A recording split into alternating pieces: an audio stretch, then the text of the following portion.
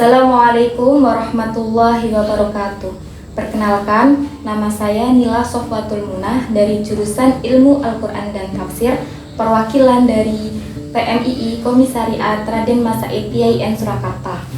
Langsung saja, di sini saya akan membantu sahabat-sahabati untuk mempelajari, mengolah lagi bagaimana cara membaca Al-Quran dengan baik. Di sini kita akan membahas huruf-huruf yang banyak dipermasalahkan, yaitu bunyinya. Seperti misal fa, sin, shin, itu bunyinya hampir sama, tetapi cara bacanya berbeda. Fa itu harus bibirnya itu di tengah-tengah antara dua gigi, atas dan bawah. Jadi di tengah-tengahnya antara gigi atas dan bawah. Sa, gitu ya. Jangan sampai sama dengan sa. Sa kita harus benar-benar senyum. Sa. Lanjut shin, sha. Semisal ada harokatnya ya. Harokatnya tuh sha.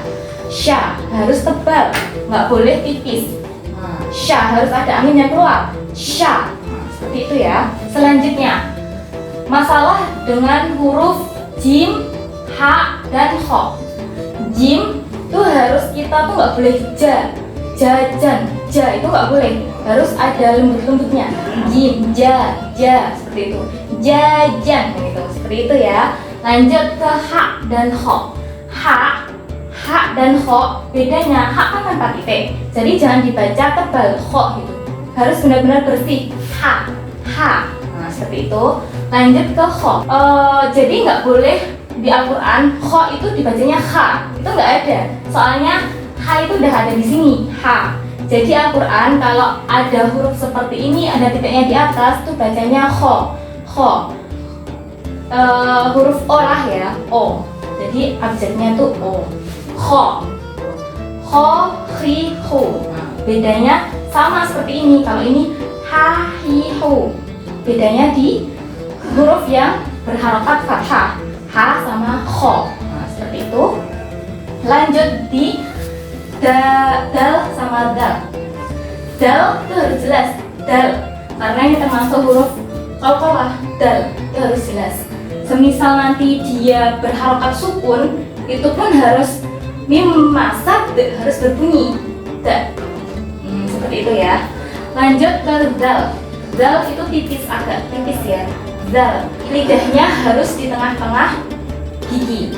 Dal seperti fa. Kalau ini kan s tapi bunyinya fa gitu. Kalau ini d tapi dal. Nah, harus dicepet lidahnya. Lanjut ke sod sama do. Sod biasanya pada malu-malu hampir malah mirip sama sin. Nah, itu salah. Jadi sod itu benar-benar so. Bibirnya harus mencucu. Tahu mencucu? Agak maju ke depan. So. Nah, seperti itu. Lalu do. Lidahnya harus di tengah-tengah bibir.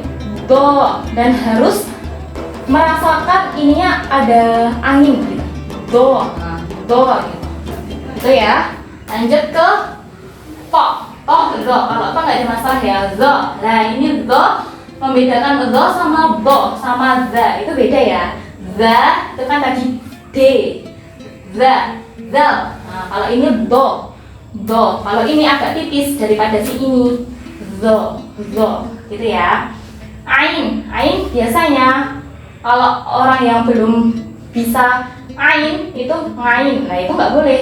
Harus belajar bagaimana bisa ain gitu. Gitu.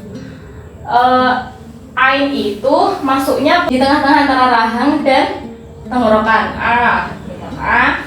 Ho nggak ada masalah ya. Fa juga tidak. Qaf, kaf, lam, mim, nun, wawu, lam, alif, hamzah ya. Insya Allah sudah tidak ada yang dipermasalahkan. Selanjutnya kita mempelajari hukum tajwid. Yang pertama, kita dari nun sukun atau tanwin bertemu dengan huruf. Nah, di sini ada 5, yaitu idhar haki, idgham bigunah, idgham bilagunah, iklab, dan ikhfa hakiki. Pertama, kita akan mempelajari idhar haki. Idhar haki yaitu nun sukun atau tanwin bertemu dengan huruf 6. Yang pertama, alif, ha, kho, ain, ghain, dan hamzah. Contohnya, saya ambilkan contoh satu. Bima'rufin au. Nah, kenapa dibaca jelas? Karena idhar harfi itu berarti jelas. Bima'rufin au. Nah, kenapa tidak bima'rufin au? Nah, itu salah. Karena itu nanti masuknya ke bacaan nun sukun yang lain.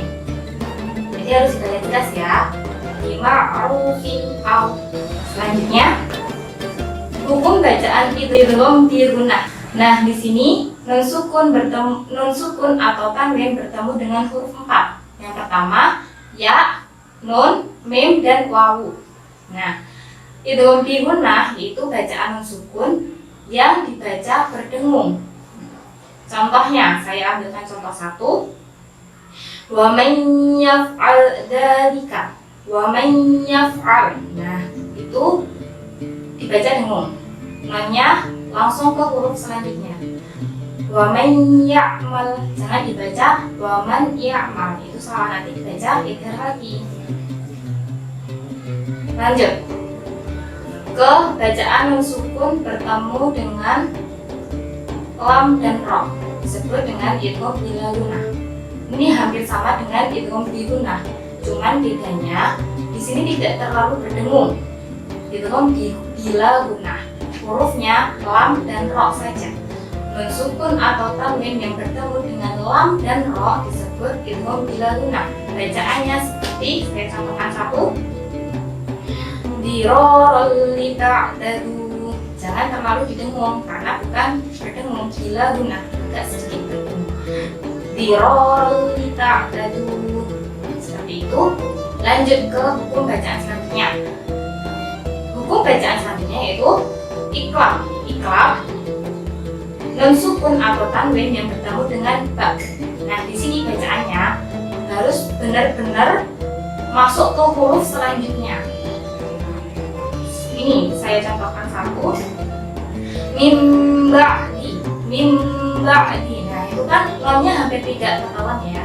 Nah, jadi itu disebut bacaan iqlab. Selanjutnya yaitu hukum bacaan ikhfa. Ikhfa hakiki yaitu dibaca samar. Nah, itu nun sukun atau tanwin yang bertemu dengan huruf selain yang di atas tadi. Nah, nanti bisa diteliti, bisa dilihat selain huruf yang diterangkan di atas tadi itu termasuk bacaan ikhfa hakiki. Nah, contohnya di sini ada tanwin bertemu dengan fa. Nah, di sini agak samar, dibaca samar. Wa tasyawurin fala junaha. Wa tasyawurin fala junaha. Nah, itu agak dimasukkan ke huruf selanjutnya tanwin. Nah, jadi tidak dengung tapi juga tidak jelas. Nah, samar jadi. Wa tasyawurin fala junaha. Semoga dengan bacaan tajwid nun sukun atau tanwin tadi bisa dipahami oleh sahabat-sahabat kita. Selanjutnya kita mempelajari hukum bacaan mim sukun bertemu dengan huruf hijaiyah. Yang pertama yaitu idgham mimi. Idgham mimi ketika mim sukun bertemu dengan mim. Nah, itu dibaca dengung seperti nun sukun tadi yang dinamakan idgham itu pasti berdengung. Idgham mimi. Contohnya, saya bacakan contoh satu, yaitu alaikum minal kitab. Nah, di situ ada mim sukun bertemu dengan mim, dibaca dengung. Alaikum minal kitab. Lanjut ke hukum bacaan yang kedua, mim sukun bertemu dengan ba. Namanya ikhfa syafawi. Nah, ikhfa syafawi seperti dengan nun sukun tadi ikhfa. Ikhfa itu artinya samar. Jadi dibacanya samar, jangan terlalu berdengung. Contohnya, mim sukun bertemu dengan ba. Tarmihim bihijaratin. Nah, di situ tarmihim bihi. Nah, jangan terlalu dengung. Tarmihim bihijar. Nah, seperti itu. Lanjut ke bacaan mim sukun yang ketiga yaitu idhar syafawi. Nah, idhar syafawi di sini mem sukun bertemu dengan huruf dua tadi. Dua tadi itu apa? Mem sukun bertemu selain huruf ba dan mem. Nah, idhar syafawi sudah dijelaskan tadi seperti mem sukun. Idhar itu harus dibaca jelas, jadi tidak dibaca dengung. Contoh, saya kasih contoh satu, yaitu dzalikum azkalakum wa athhar. Nah, di sini ada dua. Mem sukun bertemu, yang pertama mem sukun bertemu dengan huruf alif, yang kedua mem sukun bertemu dengan huruf wawu. Nah, di sini tidak boleh ditekan. Dzalikum nah, itu salah. Yang benar dzalikum azkalakum wa athhar. Harus pisah. Jangan digabungkan. Seperti itu. Semoga mem sukun bisa dipahami.